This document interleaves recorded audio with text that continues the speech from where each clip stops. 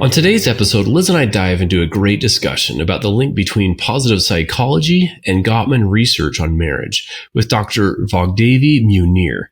She shares how we can increase positivity in marriage, explains what the acronym PERMA in positive psychology stands for, and reveals why 85% of couples say they're not having fun in their marriage. Dr. Vagdevi Meunier is a licensed psychologist and clinical assistant professor at the University of Texas in Austin. She has a private clinical and consulting practice in Austin where she specializes in relationship therapy, intensives and retreats, professional training and supervision, and organizational consultation. Dr. V has over 40 years of experience as a therapist, consultant, and educator, presenting to professional and lay audiences nationally and internationally on a variety of topics, including healthy relationships, spirituality, psychology and the internet, positive psychology, holistic psychology, and many more. We hope you enjoy the show.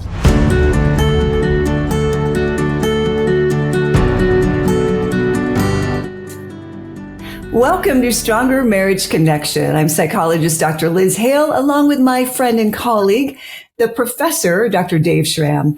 Together, we have dedicated our life's work to bringing you the best we have in valid marital research, along with a few tips and tools to help you create the marriage of your dreams. Well, you're in for a treat today because Dr. Vagdevi Meunier is all things Gottman certified. She's a trainer, consultant, supervisor, and presenter for starters. It's actually, I really give Vagdevi all the credit for me becoming a Gottman certified therapist. Something about her when she came to Salt Lake City and did a third level training, I just thought, I got to do this. I got to follow through. Well, today she's here to share her favorite two topics, really, which would be Gottman therapy as well as positive psychology. We're going to learn how to elevate the science behind Gottman therapy. This is for couples aspiring to happier and greater heights, which I know are many of you. So welcome to Stronger Marriage Connection. Vagdevi, it's so good to see you again. It's great to see you, Liz. Bless you. Let's start with positive psychology, my friends. What is the short description of positive psychology, please?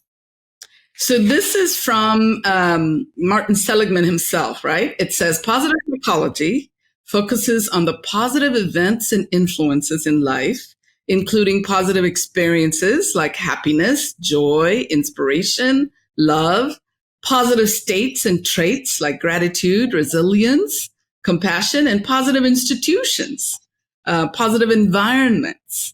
And Martin Seligman is really well known when he became the president of the American Psychological Association for saying, we have in the field of psychology done a disservice. We have been studying negative environments, negative qualities, negative experiences to the exclusion of positive experiences. We have not studied flourishing. We have studied mental illness. We have studied languishing, suffering. And we really should be, as a field, trying to understand and have a good understanding of what is positive psychology. What does it feel like to be in those states of happiness, joy, inspiration? Dr. V, I'm so excited for our interview today because both of those, I've read most of Gottman's books. I've read most of Seligman's work on positive psychology, and others been teaching and training and give workshops on happy hacks. And so I'm super pumped about our interviews today. So you take John Gottman, you take Martin Seligman, and for years, right, scholars have been focusing on what you refer to essentially is the distressed. Why is that a concern? Why for so long has that been a concern? Should we be studying and learning about the distressed? Well, the field of psychology in America started or became really popular after World War II. And if you think about it, what was our concern back then? Our concern was soldiers coming home from World War II who were suffering and feeling like we didn't understand. Also, one of the concerns was, how do we tell if a soldier that goes into the army is going to be able to survive those really harsh conditions of war and deployment and all of that?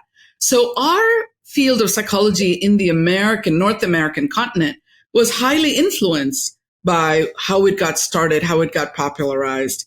And then if you think about, fast forward to the present day, why do people come to therapy? Why do people seek out psychology? Most of the time when they're suffering, most of the time when they're feeling something negative.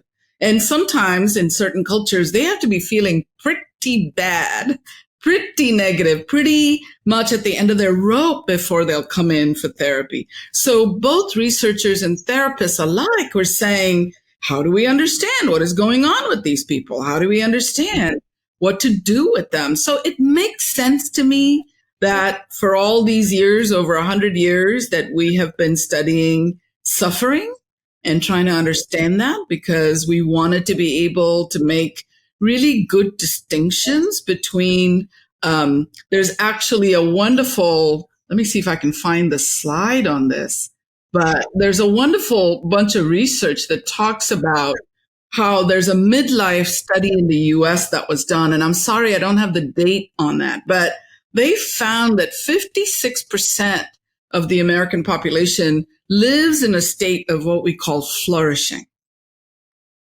Moderately mentally healthy, 12%, right? Languishing is 14%. These are the people that live in the border between feeling healthy and not feeling healthy. These are the people that are stressed out, depressed, but below clinical levels, have low levels of anxiety, may have low levels of PTSD, post-traumatic stress, but they kind of try to make it work.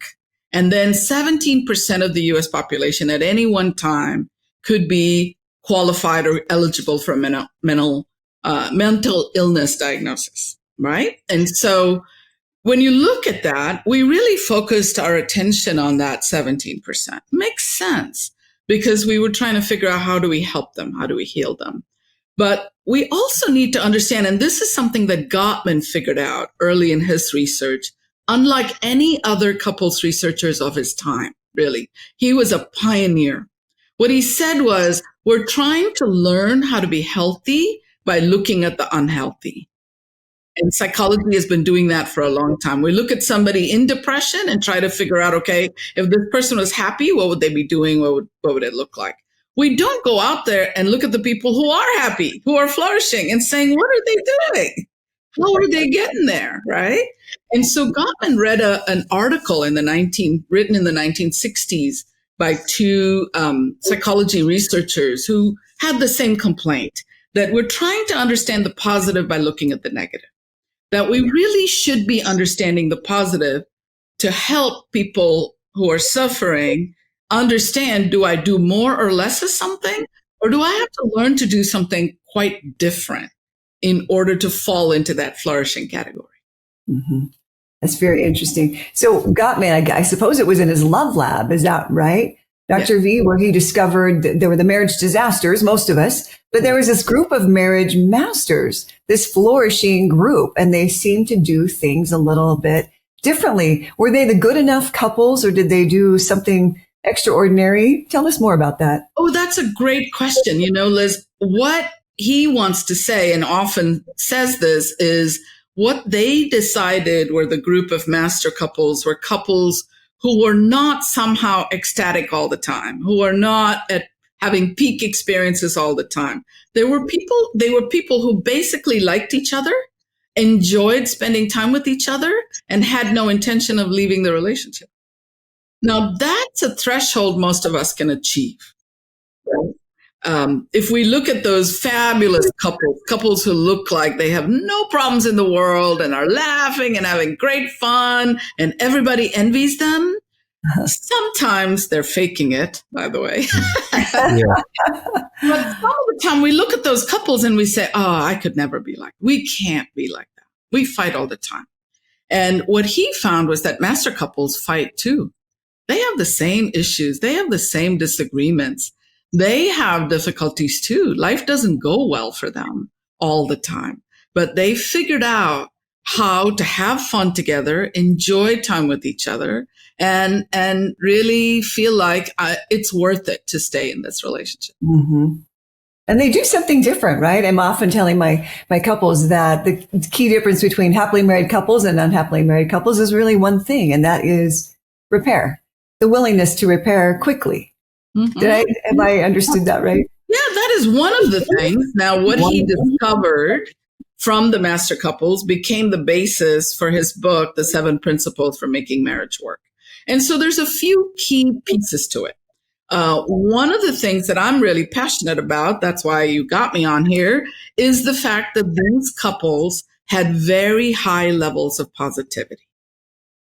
Gottman is famous for the 5-to-1 ratio. If you think, Gottman, and particularly in the professional field, if you say Gottman, people will say, oh yeah, the 5-to-1 guy. What a lot of people don't know is that the 5-to-1 ratio was found in the master couples when they were having an argument. So in the middle of a fight, they were able to achieve a 5-to-1 ratio. When they were not having an argument, when they were just hanging around the love lab, their ratio of positive to negative moments was closer to 20-to-1. And the 20-to-1 ratio isn't very well known, but that tells you what a rich environment of laughter and humor and joy and happiness and connection they were able to experience pretty much on a daily basis. They were not doing anything extraordinary. They were just hanging around in this one room love lab, waiting for the researchers to tell them what the next thing was that they were going to do. Yeah. Tell us a little bit more about that, because Dr. V, that negativity is so much more powerful, right? Our brains are actually wired to focus on threats and negativity. Give us some tips. How do couples who are just kind of stuck in this negativity and they're like, man, it would, that 20-to-1, that sounds so great, but I just feel, man, this person's just bugging me today, and they're so, get on each other's nerves. Does that make sense? How do we get more positive? Well, scanning the environment for the negative, remembering the negative has survival value. If I walked out of my cave and I got eaten or almost eaten by a tiger, it's valuable for me to remember that and to remember the particular bush where that tiger was living, right? Or to remember the part of the field I shouldn't go. So our brains really have evolved to track the negative and remember the negative because it has survival value. Which means if we don't do anything, we are likely to slide towards an okay state where negativity is just under the surface, where we're sort of managing the possibility that something bad could happen. This is the work of Barbara Fredrickson, who's a positivity researcher, and she found that at an individual level, as well as in a relationship level, we have to actually purposefully and with intention rehearse positivity. Otherwise, we're going to live, she found in her research, at a ratio of 2 positives to 1 negative thoughts internally. Well, 2-to-1 sounds great, sounds fine. And it is fine. Most of the time we're walking around, we're fine. But let's say I'm at a 2-to-1 ratio and I am going to work and I'm late and I have an important meeting and I get a flat tire or I get pulled over by the police. That 2-to-1 ratio doesn't buffer me enough from that negative experience. All of a sudden, my ratio is going to flip and I'm going to go from 2-to-1 to something like 1:8 or 1:10. What does that mean? I'm going to start thinking thoughts like, oh, why did this happen to me? Why today? Oh my gosh, I'm going to get fired. That person I was supposed to meet with is going to be so mad at me. And this is what I do to myself all the time. And that police officer is taking way too long. It might ruin not only that hour, but it might ruin my entire day. And then I show up at work. I'm grumpy. I'm not in a good place. I'm stressed out. I might actually make more mistakes. And I might actually show up for the meeting in a way that's not my best self. So then I'm going to pile on throughout the day more and more things that confirm for me that I'm a loser. I'm a failure. I just suck at this. I'm not good at this. I'm never going to get good at this. And so you can see what a profound effect that has to have a 2-to-1 ratio that doesn't really inoculate us. On the other hand, If you teach people to go to a 3-to-1 ratio, if they can live in a state of 3-to-1 ratio, little things like having a flat tire or getting pulled over by the police does not flip the ratio. We have a momentary dip in our happiness or stress levels. We get a little stressed out, we get a little bummed out, but we recover. And we recover pretty quickly. And we're able to just take it in our stride. We're able to think clearly and creatively. So while the police officer is taking his own sweet time writing out that ticket for me, I can get on the phone, call my client, say, I'm running late. I'm so sorry. I will be there. And then when I show up for the meeting, I'm refreshed. I'm grounded. I'm centered. I have taken care of whatever. I've put it behind me and I'm ready for the meeting. That simple thing of rehearsing positive thoughts so that, and when she says rehearsing, well, she doesn't mean walk around slapping yourself on the back saying, I'm great, I'm awesome, not the Stuart Smalley kind. But she says, just make it a habit to scan the environment and scan yourself and remind yourself that you have positive qualities. You are good. You are smart. This client is not an unreasonable person. They're going to understand. It's not the end of the world. Stuff like that will, and gratitude. She has a big thing she makes about gratitude. If we can just rehearse a little bit of gratitude every single day, we'll go from that 2-to-1 to 3-to-1 ratio. When we look at relationships and groups, the magic ratio seems to be 5-to-1. When we have a 5-to-1 ratio, even in a work environment, in a work group or a team or in a relationship, then we are buffered against negativity. We're able to recover and keep going. We'll be right back after this brief message.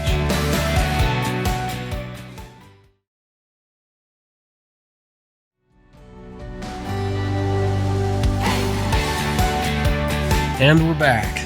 Well, let's dive right in. You mentioned also a fascinating finding done with the Gottman checkup database completed by couples in marriage therapy and roughly 45,000 entries. This is huge, Dave, by the way. 85% of the couples said they're not having fun anymore. That's a huge number. It sounds like we really need to work on fun. Pun intended there. Where do couples start? Where do we work on fun? Well, that's a great point. The simplest way to work on fun is to look back to the beginning of the relationship and ask yourself, what did we do as a couple that was effortless? And when we do the Gottman assessment, which when couples come to see us, we do an assessment, and it involves a couple of interviews, a questionnaire that we have them fill out, a sample of how they fight, and then we put it all together. One of the questions we ask them is, tell us about how you met. What attracted you to each other? Tell us about the highs and lows of your dating period. And we make sure that we hone in on the highs. What were your favorite moments? What were the things that you reminisce about, or when you think about it, puts a smile on your face, right? That's the first place to start. What did I love doing with my partner? Why has that fallen off the radar for us? What did we stop doing that used to bring energy and joy and happiness into our lives? Sometimes it's as simple as taking the dog for a walk, working out in the gym together. I worked with a couple not too long ago. They used to cook together. They both love cooking. However, little by little, he used to say to her, you're not cutting the carrots right. Those potatoes need to be boiled a little more. Don't you know how to boil potatoes? And at first, it was just a little annoyance, a little irritation. He would kind of have a reaction to her, but it added up. After about 3 months of that, she said, you know what? You cook. And he said, fine. Now I know that the cutting will be done right. The chopping will be done right. But what he didn't think about was that she didn't just hang around and let him cook and watch him and learn. She was actually feeling deflated. So she would say, you cook, and walk out of the room. And so what I'll say to couples is to start working on positivity, notice that. We used to cook together. It fell off the radar. Why did it fall off the radar? How can we bring it back? So one thing might be for him to just let her cut the carrots the way she wants to cut it. What's the big deal? Or to find a way to tell her with a lot of love and gentleness, here's how I would love for you to cut the carrots. Here's what would make me happy when I pick up that carrot in the soup or the stew and I see this perfect little round, it makes me happy, right? And most of the time she's going to say, no problem. Or think about, couples spend time in the kitchen, cooking for the kids, making breakfast, cooking dinner. Think about turning on some music and dancing and enjoying each other's company while you're doing the task that needs to get done. I could go on, but I'll stop there and see what else you want me to say about that. No, I love it. Often it's just, I tell our kids, Dr. V, people are more important than problems, right? Is it really this issue? Is it that big of a deal? Do we need to make it that big of a deal to interfere with our relationships? But let me ask you another question, because you and I are both, and Dr. Liz, I'm sure, is a fan of Seligman's PERMA, PERMA. I love this. Can you walk us through the PERMA, what that acronym stands for, especially through a Gottman lens? What is PERMA? Why do you like it? So Seligman's model is the word PERMA stands for positive emotions, engagement, relationships, meaning, and achievement. So if I apply the Gottman lens on it, the positive emotions is where we would talk about that 20-1 ratio. How can you scan the environment and catch your partner doing something right? Feel good about your relationship. Find things on a daily basis to feel good about your relationship. We have an exercise that I give to my couples all the time. It's called the 7-week guide to building fondness and admiration. And when couples come in for couples therapy, very often they're expecting me to just jump in the shark-filled waters right along with them and try to wrestle these problems with them. Guess what? If we do that, we're all going to drown together. What we have to do is actually build a foundation of positivity, of friendship, of gratitude. Because if I'm fighting with my best friend, I'm going to listen better. I'm going to give them more grace. I'm going to see what's reasonable in my partner's, in my friend's perspective, and I'm going to be more willing to negotiate and compromise. But if I'm fighting with an adversary, I'm going to find fault. I'm going to look for how can I win? How can I change this person's mind? How can I prove to them I have the better answer than they do? How can I, get what I need out of this? So you see how working on positive emotions builds that foundation. Engagement is about being completely absorbed in activities. The way that I would translate this to Gottman is Gottman talks a lot about how to be a good listener. When your partner is talking, are you actually listening? Are you actually taking in what your partner is saying? Or are you busy rebutting in your head? Are you busy preparing your answer? Or actually listening, and listening not just in a neutral way, but listening with curiosity and interest. This is somebody I love. If I am negative and critical towards my partner, I have to consider the fact that I chose them. At some point, I thought this person was smart, beautiful, and capable. So what does that say about, how I have changed? So I might be thinking you've changed, but in fact, it might be that I've changed in the way I see you. So what if I started to listen to you? Like Gottman would walk around. He says that early in their relationship, in his marriage with Julie, she would say from the other room, John, we got to talk. And he learned that when she said that, his heart rate would go up. He would immediately think to himself, oh, what does she want now? I'm probably at fault and I don't know yet. I'm going to find out how I screwed up. And he realized that actually set him up to come into the conversation in a very negative way. Then he learned to carry a notebook around. So he would say, come in, honey. And he'd show up with his notebook. He'd open it, get a pencil, sharpen it. He'd be like, I'm ready. And he said, magically, when I started to write things down that my wife was saying, she sounded smarter and smarter. 30 seconds in, she sounded like she was making sense. A minute in, she was actually noticing something I hadn't noticed. 2 minutes into it, I was thinking, wow, this woman is smart. She has a good solution. So by the end of that, he was responding to her like she was someone he could admire instead of someone that he was judging. And it transformed their relationship. So engagement is, can you listen with an attitude of, this person makes sense. My job is to figure out how they make sense. And then relationships, Gottman is all about relationships. But the key that Martin Seligman talked about is being authentically connected to others. The way that I translate that is learning how to be impeccably honest. And I took this from a book by Brad Blanton called Radical Honesty.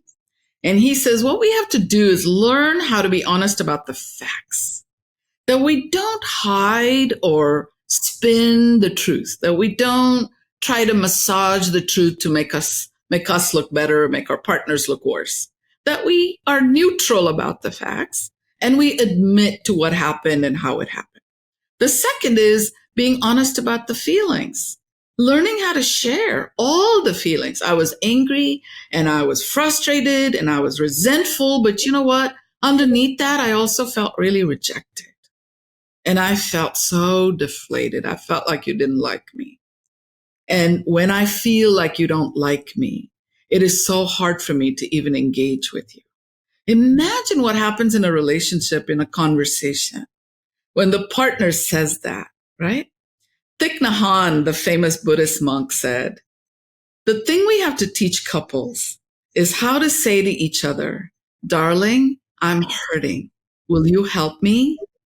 And he says, if we learn how to do that, it's a kind of relational courage that we are developing. It's a muscle we develop in the relationship that actually provides for that authenticity. The third factor in impeccable honesty is being honest about the fiction, the story we tell ourselves, the negative predictions we make. Oh, I know you're never going to listen. Nothing I do is going to ever work with you because it's not worked in the past. So in the future, you're going to be the same. Well, human beings are not the same. The past does need to inform the present, but we don't want it to determine the present. We want to always have that ability. This is the work of David White, I think, who talks about finding the exception so that you're always looking at a problem and seeing the exceptions. That's where the solutions lie, right? So facts, feelings, and fiction. That's authentic connection. Meaning, Gottman is all about existential meaning. He says, life means something. Living a life of purpose and meaning, which for Martin Seligman is huge. He talks about virtues and he's really big on finding that life of purpose and meaning. And Gottman says, when we're fighting with our partner, often what we're fighting for are our existential values. Now, my husband loves to leave his shoes by the door. And when we were married in our 20s, I would have huge fights with him. Hey, you leave the shoes by the door. Why are you so messy? You're always leaving clutter around the house. And what I realized was he was also fighting for something that was important to him. I thought I was right and he was wrong. But actually, when we could slow down and I could listen and say, what's going on here? What he said to me was, I grew up in a family where my mom nagged us and yelled at us all the time. Nothing we did was right. And he said, this is my home. I want to be able to come home in the evening and just kick my shoes off wherever they land. And I want my wife to accept me that way. And I thought, okay, that makes sense. It's about acceptance, which for him is an existential value. Now, my side of it was, I want a home that somebody could walk into and they're like, oh, what a well-kept home. That relates to my upbringing, right? So what we have to do is negotiate. So how we compromised is he's allowed to kick his shoes off for a while, but at some point he has to go pick them up and put them away.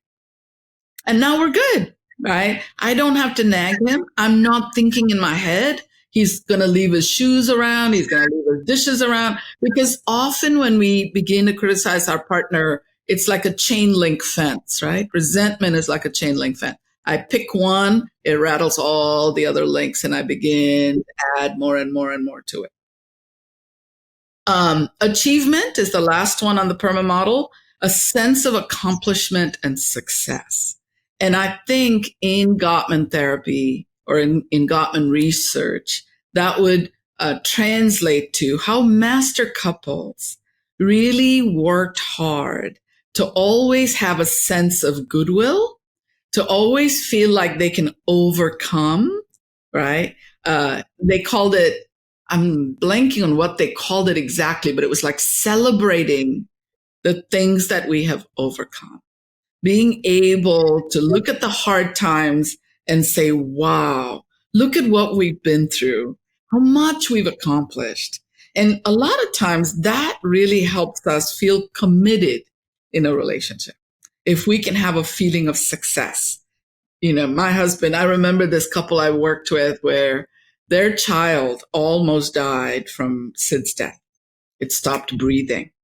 She freaked out. And in that moment, her husband jumped into action. He didn't know CPR, but he said, I'm not going to stand here helplessly waiting for the EMS to arrive. He started doing what he knew how to do, right? And gently, but really trying to massage the baby's body and breathe into its mouth.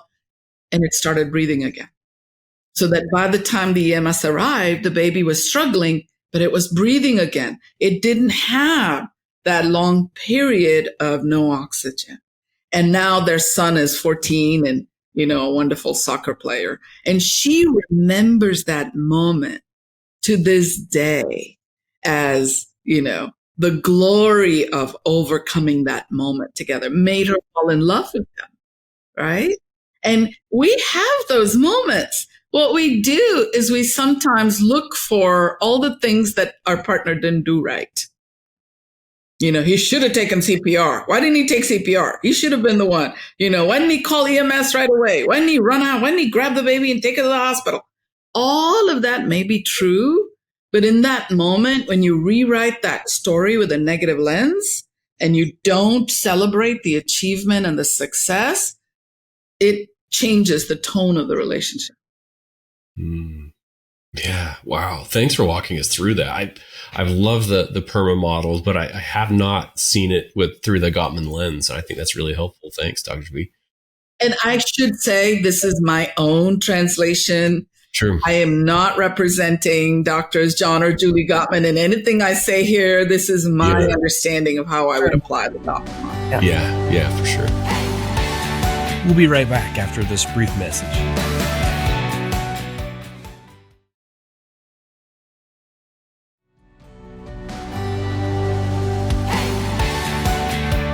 And we're back. Well, let's dive right in. Well, we love your understanding. We also love your thoughts about capitalization in marriage, like even using harnessing technology. I love when my husband brings me a TikTok video. I'm never on TikTok, but the things are just so funny. And it just kind of lightens my day. What else can we do besides sharing memories, photos, even humorous TikTok videos? Oh, so much. Let me pull up my phone here. You know, we all walk around with this device now. Every single one of us does.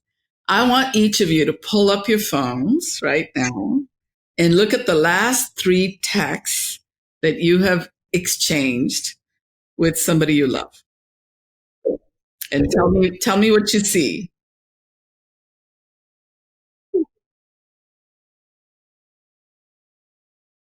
Because we're in communication all the time. We don't think we are. We think we're separated from our partners. We're not actually. So go ahead, Dr. Dave. What did you see? Yeah, I said good luck to someone that I knew that was interviewing for a position. My wife and daughters flew to a concert. They landed, and I told them, "Hey, love you guys." So it was those types of little check-ins, wishing people luck, and I love you. Beautiful. How about you, Liz? What are you seeing? Mine is, from I'll give my husband Ben all the credit, a funny video of a comedian who's talking about his little helper in the car. Little helper in the car is his wife, right? Who lets him know when a light turns color. And anyway, those funny inside jokes that we can both share. He's always got his eyes out for them and loves to bring them to me. Now, both of you are actually quite unusual, right? So typically what I do when I ask couples to pull up their phone and read the last 3 texts they exchanged with each other, their daughter and, let's say this guy's daughter and wife went to a concert, he would have said, "Did you guys arrive? Are you at the hotel? What are you going to do for dinner tonight?" What you did was say, "I love you guys." Now, what you didn't say is, "I miss you. I wish I was there with you." Right? Yeah. So what I do is I teach people that they're communicating all the time.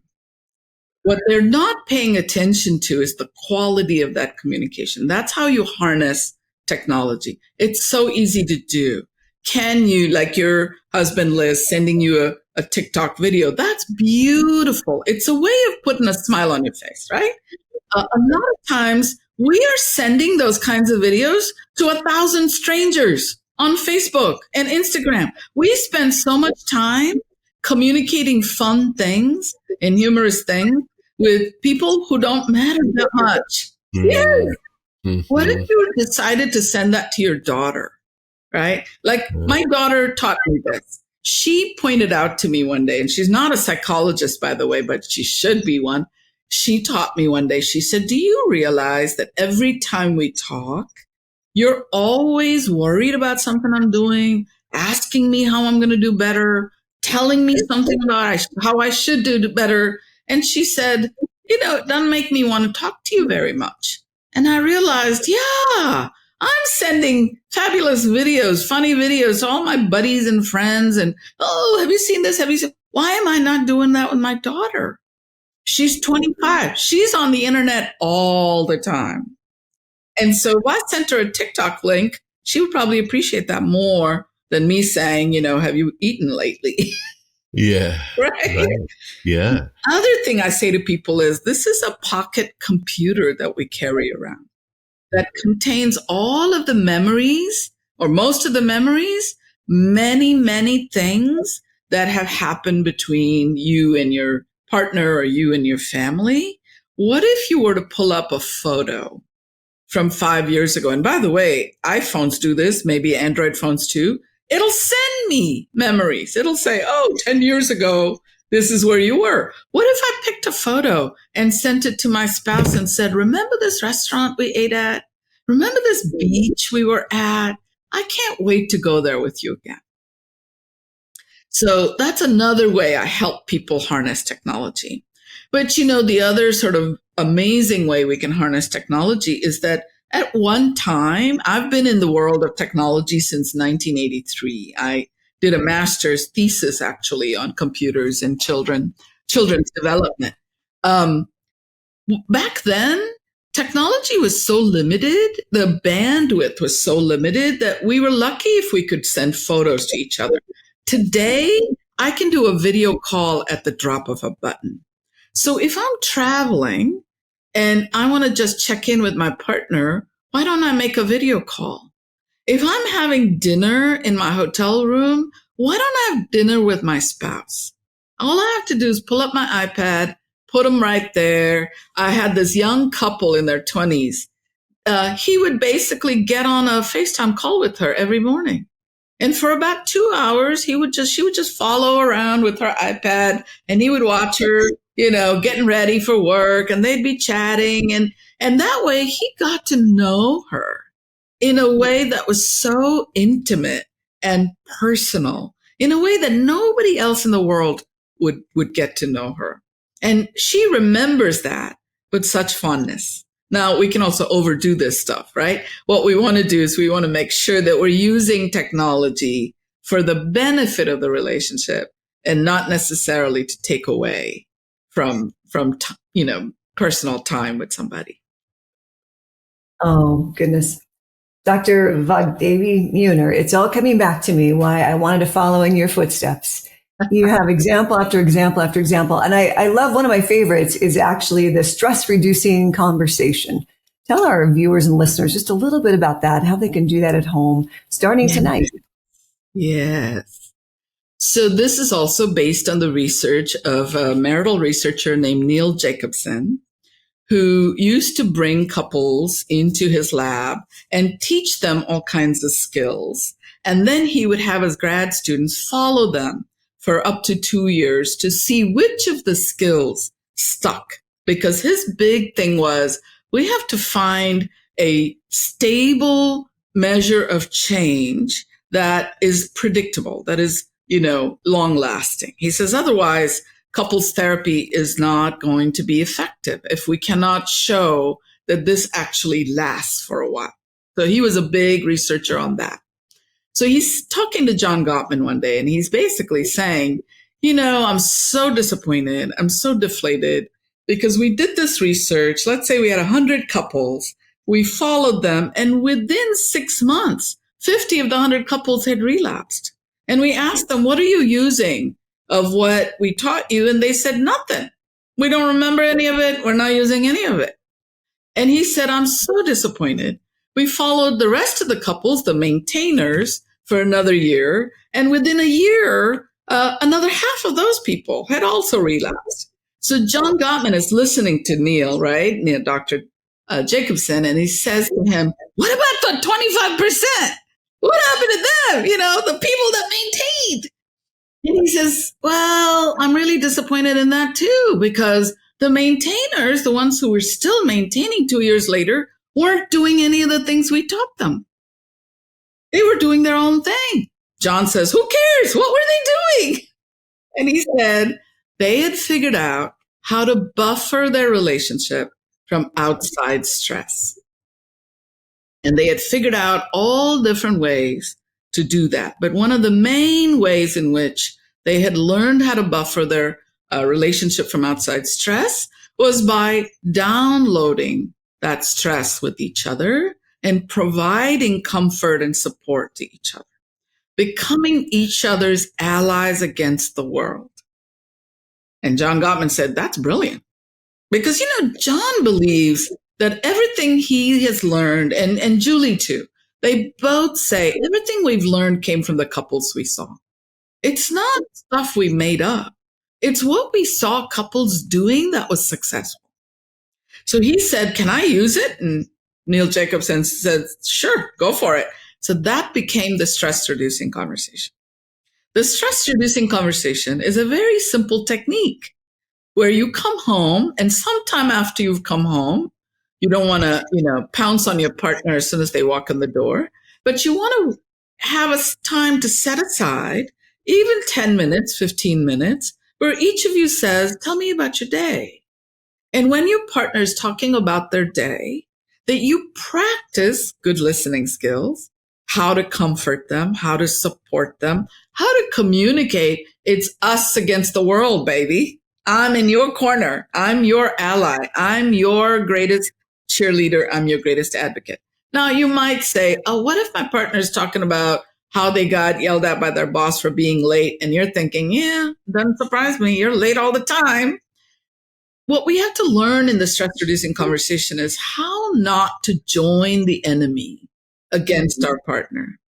How to pay attention to, it doesn't matter that I think you're late all the time, but can I empathize with what it must have been like for you to go to work today and get yelled at by your boss? What does that do to you? How does that impact you? What does it make you, what does it remind you of? What does it make you tell yourself? So that's what the stress-reducing conversation is about. We also teach couples when they're doing the stress-reducing conversation how to ask questions that draws their partner out, right? So we teach them how to ask open-ended questions rather than closed questions. Well, how many times are you going to show up late before your boss says something to you? I'm not surprised. That's a closed question. A closed question can only be answered with a yes, no, or a piece of information. An open question is one that says, I'm interested in how you're experiencing this. I'm interested in what meaning this had for you. I'm interested in knowing, how does this fall into your existential values, your core values, your principles, your personal ethics? How does this impact you? Right? And when people practice that, and it doesn't have to be very long, 5-10 minutes each. When they practice that, they feel like they've built a fortress around their relationship, and that nothing can happen that is going to break the bond between them. Beautiful. Man, this has been so helpful, Dr. V. Let's do another 2 hours. This has been this has been awesome. I wish we could, but before we let you go, we like to ask a couple questions. With all that you've done, all that you've studied, and I know it's kind of hard to boil it down, but do you have in your mind, a key to a stronger marriage connection? Positivity. I mean, that I am the what's the word? Missionary of positivity. Yeah. Oh yeah. Yeah. You and me both. Absolutely. Yeah. I learned to have fun. Learn to have fun, learn to have joy, happiness. And the biggest lesson that I have learned from working with couples and in my own life is that we don't have to look outside of ourselves. We already have everything we need to be grateful, to be happy, to accept life, to enjoy life. And even in the worst of circumstances, we can always find something that we're grateful for. And when we make a habit of it, we actually bring towards us greater happiness, greater joy, greater rewards in life. Dr. Meunier, where can our listeners and viewers go to find out more about you and your practice? You've created a practice with other talented Gottman trained therapists. Tell us about that one-stop Gottman shop. Thank you. We like to call ourselves the One-Stop Gottman Shop. We are the Center for Relationships. And we have a couple of offices, actually 3 offices in Austin, Texas. But we do serve all of Texas, and we're always happy to travel. So if you're in any other part of Texas, we also travel to other states to do coaching and training. So we go to other states to do couples retreats that are the Gottman couples retreats that are psychoeducational and not couples therapy. We go to other states to train therapists on how to use this model. We also do online webinars. People can find out a lot more about everything, including more about me, if they go to www.findmycenter.org. Okay. Beautiful. Find My Center. We'll put that in the show notes, Dr. V. Thank you. Another question I have, we ask all of our guests, is your takeaway of the day. We call it a takeaway of the day. What's a message that you hope our listeners of the Stronger Marriage Connection podcast will take away? It doesn't take a lot of time to make a difference, to increase positivity in your relationship. Whether you're separated from your partner or in the same room with them, you can harness technology, or you can just practice that engagement and positive emotions when you're face to face. And a little bit goes a long way. And our motto in Gottman work is small things often. Yeah, I love that. Yeah. Liz, what's your takeaway today? I love the statement, Dr. Vagdevi, that you said is, darling, I'm hurting. Will you help me? That was quite beautiful. Instead of the attack, it's just like, and having really that good feeling between us, right? Like, I know you love me and I love you. Trust, that's trust, I believe. Dave, what about you? What's your biggest takeaway from our time today with Dr. V? All kinds of great things. I love this area, as I mentioned, with positive psychology, the Gottman stuff. I'm a big fan. I think that what stood out to me was this couples that buffer the stress from the world as a team together, because they're hammered. So much stress is intruding, and we don't have to let it in. Even if you come home stressed, we don't have to take it out on others. I truly believe it's possible, but I think it's one of the most difficult things that we'll ever do in this life, is to be frustrated and stressed and angry and be kind.